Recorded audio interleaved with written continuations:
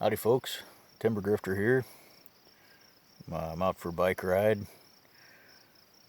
Had a job I was hoping to get to today, but things didn't work out, so I'm just out cruising, and I got my pack and my shotgun with me, and I stopped here at the informal shooting range 3 miles or so down a country road from my place. It's a gravel pit. Unfortunately, a lot of the people that shoot here leave a lot of crap behind. And they don't leave a whole lot of interesting stuff behind. I used to spend a lot of time on a gun range that was right across the street from where I lived. And it wasn't the kind of place where there was gunfire all the time. It was more, people stopped there right after work or on the weekends occasionally.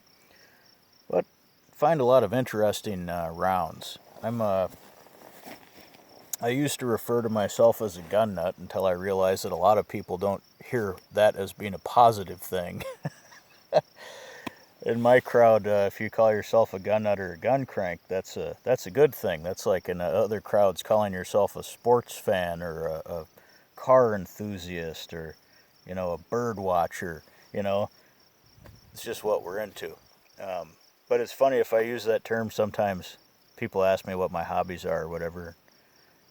Say I'm a gun nut, and they act like I just said that I enjoy stomping on puppies and burning kittens or something. So I don't use that. I don't use that term. I call myself a historical and practical firearms enthusiast to try to keep the disinformation and confusion to a minimum. But as I've been discovering this last year, it's debatable how much any of us really understand each other at all. But anyway, back to the gun stuff. Um, this range that I used to live near for 6 years and regularly shot on, and sometimes I just go over there to hang out and see what people had. It was the kind of place where you might see one guy shooting a brand new AR-15 with all the latest stuff all over it, and the thing weighs 500 pounds because he's got all the lights and bells and whistles and 4 different sights on it, and lasers and whatever.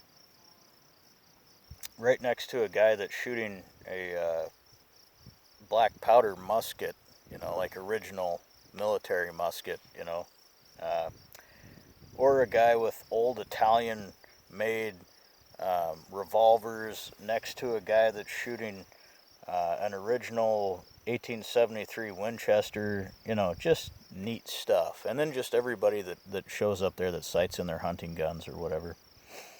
So it's a neat place. I'd hunt up brass and see what people had been shooting, and occasionally I'd find things I hadn't seen before.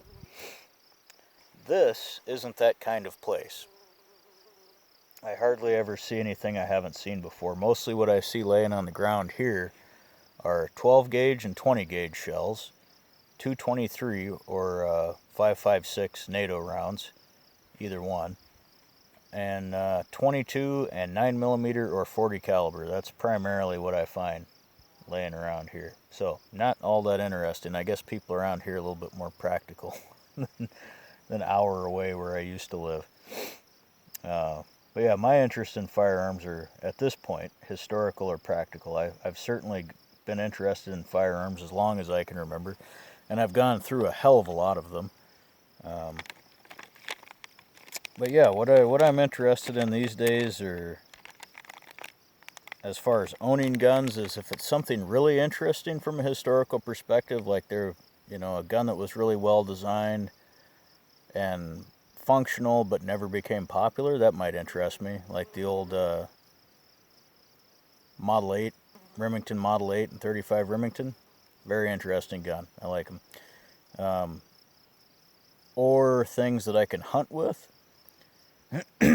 or that would be interesting in a situation where you needed to hunt, you know, which I occasionally go through. I do subsistence hunt for a couple months a year sometimes. But anyway, I'm going to fire up some Paladin Black Cherry that Hoosier Piper sent to me. I haven't tried this blend for well over a decade.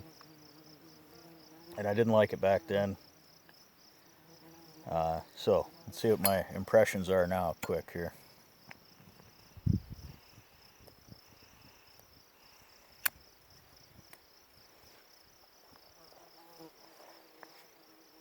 So the mosquitoes, black flies, deer flies, and no-see-ums are all out. And horse flies. And I was sitting in a sunny spot, so they were mostly staying off of me, and there was enough wind, but now the shade's moving over me, and the wind's pretty much quit blowing, so I imagine they're going to be all over me here pretty quick. Just kind of hit my throat hard. So this tastes to me like, it doesn't taste how I remember it. It's not nearly so harsh or hot, but that probably has more to do with I learned how to pack a pipe since I smoked this stuff.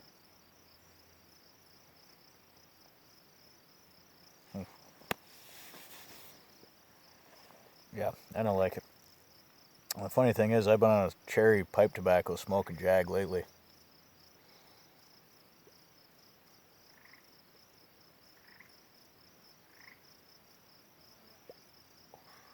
That happens a few times a year. I always like to keep a little cherry pipe tobacco on hand for when I do want it. It's probably been 4 or 5 months since I've smoked any, but yesterday morning I woke up and I thought, it's time. So I've only been either smoking cigars, 1 cigar a day, or a couple of bowls of cherry pipe tobacco. So, not a flavored cigar either. Yeah. Alright, so what's this taste like to me? It tastes like velvet. And I like velvet okay. I mean, I can't say I like velvet. I'm okay with smoking velvet if that's what I've got. But this tastes like velvet with artificial black cherry flavoring on it. And then they left it in the bottom of a garbage can in a public restroom for about a month to season it.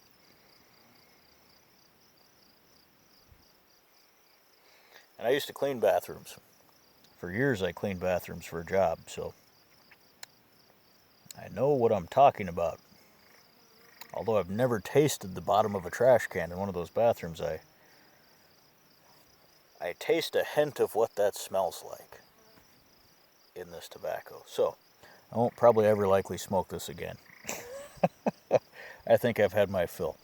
And I was smoking it in an old Dr. Graybo that is a beater pipe. It's got a cracked shank. Stem doesn't fit tight. Anyway, the cherry pipe tobacco I have been smoking lately has been my go-to cherry for when I want it. It's actually cherry chocolate. Super heavy, aromatic. And smoking it in my little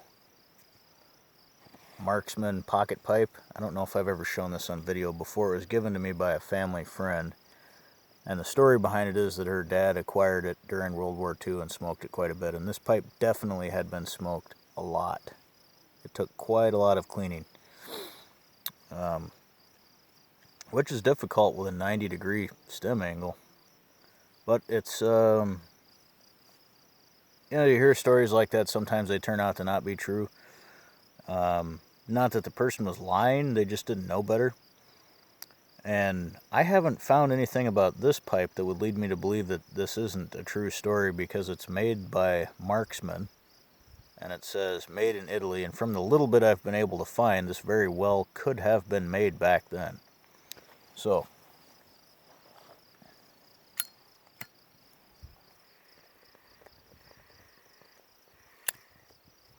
alright, so, did a lot of talking about guns a minute ago.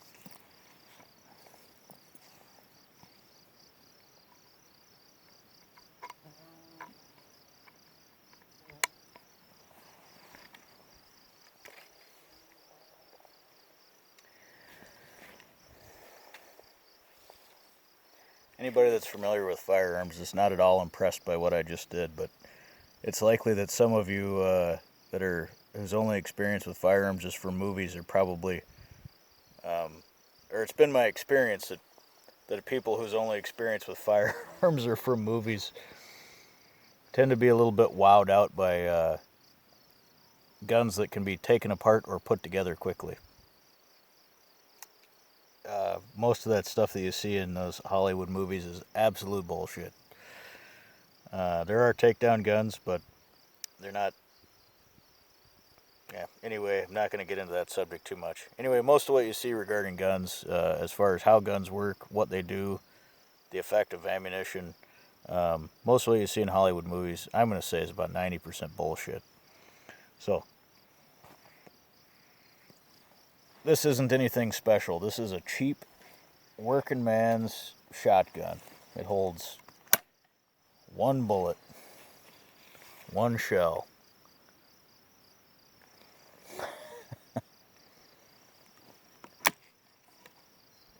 It's not pretty. It's not a sniper rifle. Just a good old single barrel 12 gauge. So, this is what I would call a practical gun. And that's why I bought it, to replace one that I had many years ago that I sold. So, the practical thing about this gun, 12 gauge it's ubiquitous. Well, you can get 12 gauge anywhere, and it's typically always available.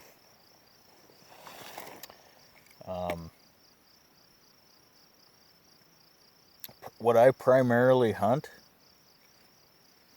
squirrels, rabbits, and grouse. That's most of what I hunt. I can hunt all of those with this. This has a 3.5-inch chamber, so I can shoot everything from the little bitty 1-inch 12 gauge shells all the way up to the 3.5-inch mags.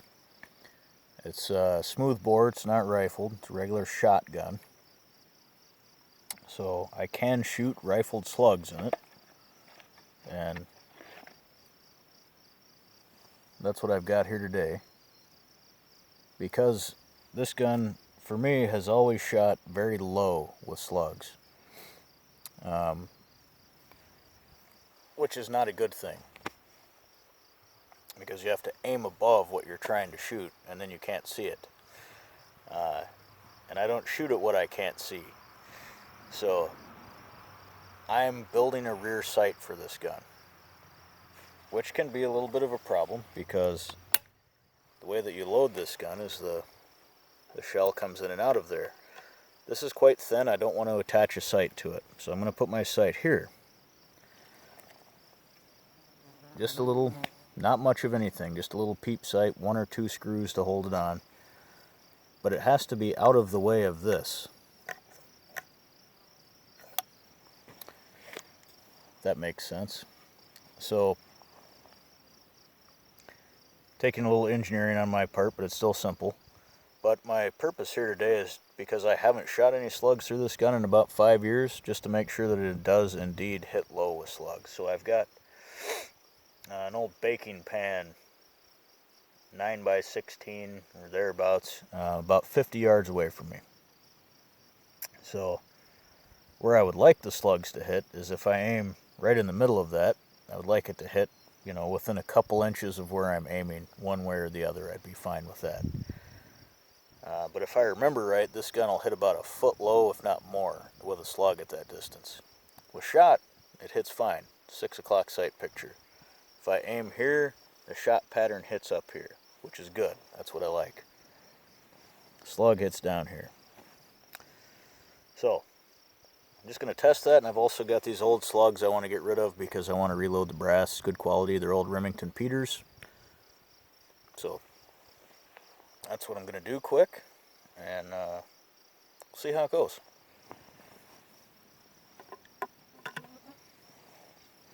Put my safety glasses on, hearing protection in.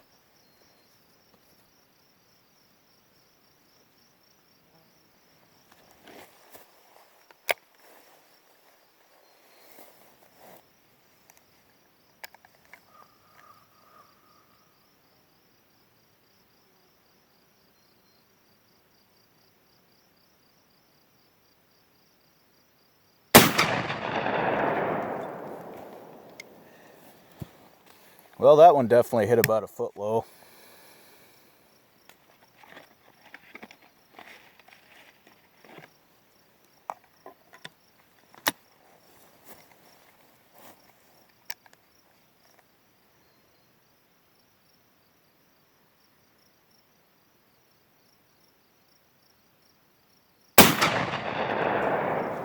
Same spot.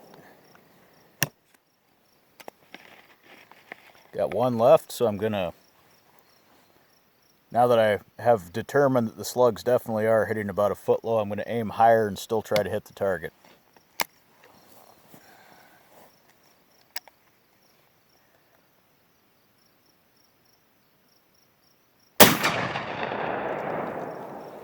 Looks like I nailed it. Probably yelling because I have my earplugs in. So, see if I can see what I was shooting at here. It'll be right around there somewhere. So, they do indeed hit low. So that tells me if I put a rear sight on there, and the other thing I was determining is that they do hit in line. There's no windage issues. So that tells me what I need to know as far as the height of my rear sight. I can build it a certain height and start experimenting with that. And that's kind of what I'm up to. So yeah, anyway, for those of you that aren't real familiar with it, these shot shells, primarily shotguns are used with shot, which are a whole lot of small BBs. That's what they look like. There's different sizes of them, depending on the purpose, but you can also shoot a bullet out of a shotgun for larger game, or animals rather, like deer. I don't intend to hunt deer with this gun, but I like tinkering with things. I like to get stuff working, make it work how I want it to work, and then maybe I trade it off and move on and start all over with something else. That's kind of my hobby. I make stuff, and then I like to tinker with guns and knives and bows and stuff like that, pipes. That's what I do.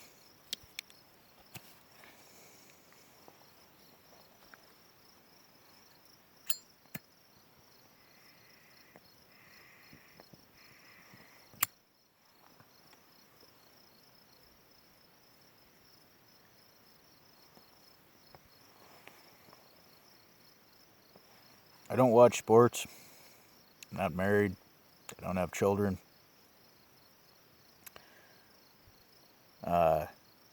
So I've got my hobbies.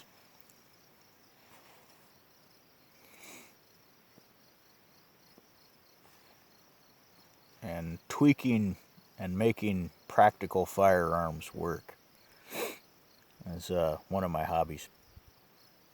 Especially weird stuff like single shot shotguns, which I've been messing with since I was a teenager. After I get this worked out, I'll order some chamber inserts so I can fire smaller kinds of shotgun shells, and maybe 38 special and 22. And then I'll get that worked out, where those hit. And I wouldn't be too surprised if I trade this gun off or sell it and start all over again with something else. Recently I've been fascinated with 16 gauge. I've got one of those and I've been playing with that. I don't have a whole bunch of guns, I just have a few. And I don't have any of the fun, crazy Hollywood shit.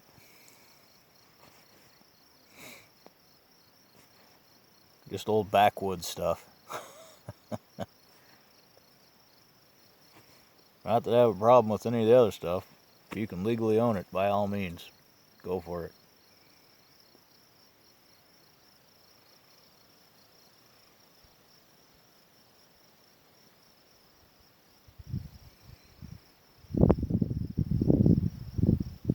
Well, y'all take care. Go outside.